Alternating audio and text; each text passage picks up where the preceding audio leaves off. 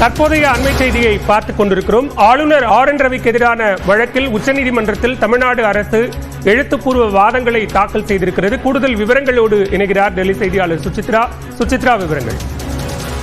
மசோதாக்களுக்கு ஒப்புதல் வழங்கும் விவகாரத்தில் ஆளுநர் என் ரவிக்கு எதிராக தொடரப்பட்ட வழக்கினுடைய தீர்ப்பானது ஒத்திவைக்கப்பட்டிருக்கும் நிலையில் அதன் மீதான எழுத்துப்பூர்வமான வாதங்களை சமர்ப்பிப்பதற்கான ஒரு கூடுதல் கால அவகாசமானது தமிழ்நாடு அரசிற்கு இன்று காலை உச்சநீதிமன்றத்தால் வழங்கப்பட்டிருந்தது.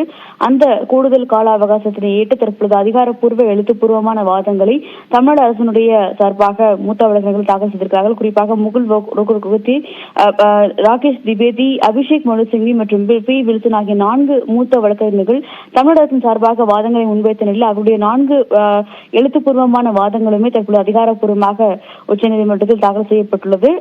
இது மட்டுமல்லாமல் இந்த வழக்கினுடைய தீர்ப்பு அடுத்த வாரம் வரும் எனவும் எதிர்பார்க்கப்படுகிறது. ஒட்டுமொத்தமாக 2 தரப்பினுடைய விசாரணையும் முடிந்தும் வழக்கினுடைய தீர்ப்பை தேதி குறிப்பிடாமல் நீதிபதி பர்திவாலா தலைமையிலான அமர்வானது ஒத்திவைத்த நிலையில் அதிகாரப்பூர்வமான இறுதி வாதங்களையும் தற்பொழுது தமிழ்நாடு அரசாங்கமானது இதில் தாக்கல் செய்தது. பாலா, விவரங்களுக்கு நன்றி சுசித்ரா.